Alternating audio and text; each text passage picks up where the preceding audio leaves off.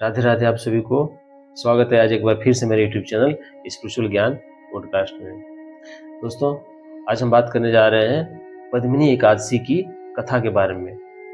क्या आपको पता है पद्मिनी एकादशी का महत्व क्या है? यह हर 3 साल पे एक बार आती है। जब अधिक मास पड़ता है उसी अंतर्गत ये पद्मिनी एकादशी आती है। तो बने रहिए आप हमारे साथ। शुरू करते हैं पद्मिनी एकादशी की कथा। युधिष्ठिर ने पूछा, भगवान, मैं श्री हरि विष्णु के व्रतों का उत्तम व्रत जो सब पापों को हरने वाला तथा व्रती मनुष्य को मनोवांछित फल देने वाला हो श्रवण करना चाहता हूँ। हे जनार्दन, पुरुषोत्तम मास की एकादशी की कथा कही, उसका क्या फल है और उसके क्या महत्व है? उसमें किस देवी देवता का पूजन और किस विधि से किया जाता है?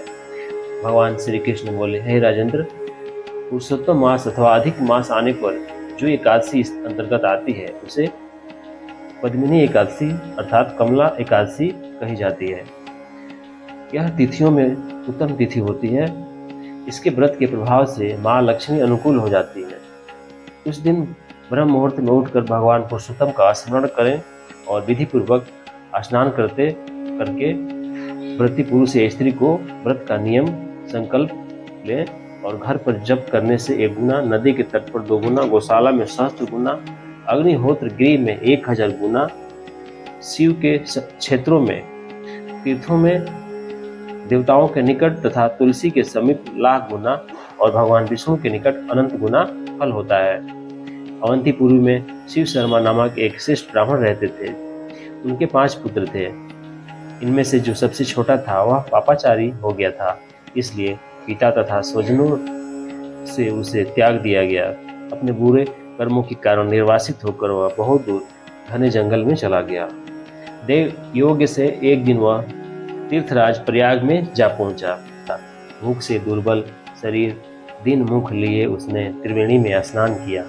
फिर क्षुधा से पीड़ित होकर वह मुनियों के आश्रम खोजने लगा। इतने में वहां हरिमित्र मुनि का उत्तम आश्रम दिखाई दिया। पुरुषोत्तम मास में वह बहुत से मनुष्य एकत्रित हुए। आश्रम पर पापनाशक कथा कहने वाले ब्राह्मणों के मुख से उसने श्रद्धापूर्वक कमला एकादशी की महिमा सुनी, जो परम पुण्यमयी तथा भोग और मोक्ष प्रदान करने वाली है। जय शर्मा ने विधि पूर्वक कमला एकादशी की कथा सुनकर उन सबके साथ मुनि के आश्रम पर ही व्रत किया। जब आधी रात हुई तो भगवती लक्ष्मी उसके पास आकर बोली, ब्राह्मण, इस समय कमला एकादशी व्रत के प्रभाव से तुम पर बहुत प्रसन्न हूँ और देवादिदेव श्री हरि की आज्ञा पाकर वैकुंठ धाम से आए हूँ, मैं तुम्हें वर दूंगी। ब्राह्मण बोला, माता लक्ष्मी, यदि आप मुझ पर प्रसन्न हैं तो वह व्रत बताइए जिसकी कथा वार्ता में साधु ब्राह्मण सदा संलग्न रहते हैं।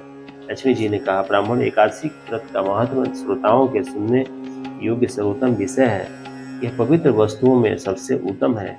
इससे दुख का नाश तथा पुण्य की प्राप्ति होती है, अतः इसका यत्न पूर्वक श्रवण करना चाहिए। उत्तम व्रत श्रद्धा से युक्त हो। एक या आधे श्लोक का पाठ करने से भी करोड़ों महापातकों के से तत्काल मुक्त हो जाता है। जैसे मासों में पुरुषोत्तम मास, पक्षियों में गरुड़ तथा नदी में गंगा श्रेष्ठ है, इसी प्रकार तिथियों में द्वादशी तिथि उत्तम है। समस्त देवता आज भी एकादशी के व्रत के ही लाभ से भारतवर्ष में जन्म लेने की इच्छा रखते हैं। देवगण सदा ही रोग शोक से रहित भगवान नारायण का पूजन करते हैं।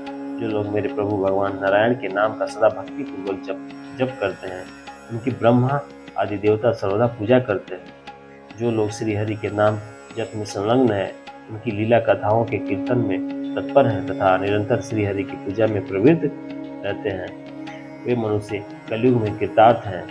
यदि दिन में एकादशी और द्वादशी हो तो रात्रि बीते बीते त्रयोदशी आ जाए, उस त्रयोदशी के पारण में 100 योगी का फल प्राप्त होता है। व्रत करने वाला पुरुष चक्र सुदर्शनधारी देवादिदेव श्री हरि विष्णु के समक्ष इस मंत्र का उच्चारण करके भक्ति भाव से संतुष्ट होकर उपवास करे। मंत्र इस प्रकार है, एकादश्यम निराहारम स्थित्वाहं परेहं भोक्ष्यामि पुंडरीकाक्ष शरणं मे भवाच्युत। इसका अर्थ यह है, कमल नयन भगवान अच्युत, मैं एकादशी को निराहार रहकर दूसरे दिन भोजन करूंगा, आप मुझे शरण दे। तत्पश्चात व्रत करने वाला मनुष्य मन और इंद्रियों को वश में करके गीत वाद्य नृत्य और पुराण पाठ आदि के द्वारा रात्रि में भगवान के समक्ष जागरण करे। फिर द्वादशी के दिन उठकर स्नान के बाद जितेंद्रिय भाव से विधि पूर्वक श्री हरि विष्णु की पूजा करे। एकादशी को पंचामृत से जनार्दन को नहलाकर द्वादशी को केवल दूध में स्नान कराने से श्री हरि विष्णु का सायुज्य प्राप्त होता है। पूजा करके भगवान से इस प्रकार प्रार्थना करें, हे केशव, मैं अज्ञान रूपी रतौंधी से अंधा हो गया हूँ। आप इस व्रत से प्रसन्न हो और प्रसन्न होकर मुझे ज्ञान दृष्टि प्रदान करें। इस प्रकार देवताओं के स्वामी देवादिदेव भगवान गदाधर से निवेदन करके भक्ति पूर्वक ब्राह्मणों को भोजन कराएं तथा उन्हें दक्षिणा दें। उसके बाद भगवान नारायण के शरणागत होकर बलि वैश्य देव की विधि से पंच महायोगों का अनुष्ठान करके स्वयं मौन हो अपने बंधु बांधवों के साथ भोजन करें। इस प्रकार जो शुद्ध भाव से पुण्यमय एकादशी का व्रत करता है वह पुनरावृत्ति से रहित वैकुंठ धाम को प्राप्त होता है। भगवान श्री कृष्ण कहते हैं, राजन, ऐसा कहकर लक्ष्मी जी उस ब्राह्मण को वरदान दे अंतर्ध्यान हो गई। फिर वह ब्राह्मण भी धनी होकर पिता के घर पर आ गया।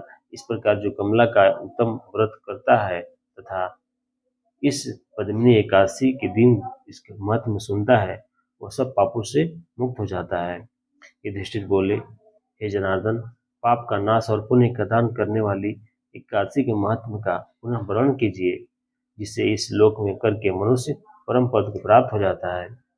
भगवान श्री कृष्ण ने कहा, हे राजन, शुक्ल या कृष्ण पक्ष में जो भी एकादशी प्राप्त हो उसका परित्याग ना करें, क्योंकि वह मोक्ष रूप सुख को बढ़ाने वाली है।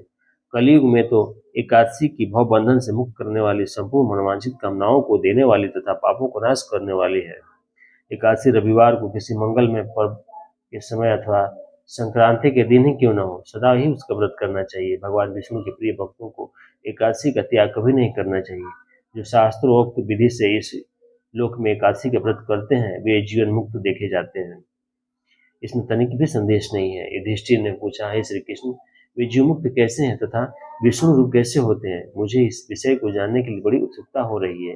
भगवान श्री कृष्ण बोले, राजन, जो कलयुग में भक्ति पूर्वक शास्त्रीय विधि के अनुसार निर्जल रहकर एकादशी का उत्तम व्रत करते हैं वह विष्णु रूप तथा जीवन मुक्त क्यों नहीं हो सकते? एकादशी व्रत के समान सब पापों को हरने वाला तथा मनुष्यों की समस्त कामनाओं को पूर्ण करने वाला पवित्र व्रत दूसरा कोई नहीं है। दशमी को एक बार भोजन, एकादशी को निर्जल व्रत तथा द्वादशी को पारण करके मनुष्य श्री विष्णु के समान हो जाते हैं।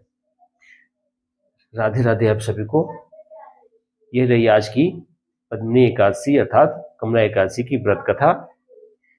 मिलते हैं एक बार फिर से एक नए अपडेट तथा नए वीडियो के साथ। तब तक आप बने रहिए हमारे साथ। जय श्री राधे। हो गया बेटा।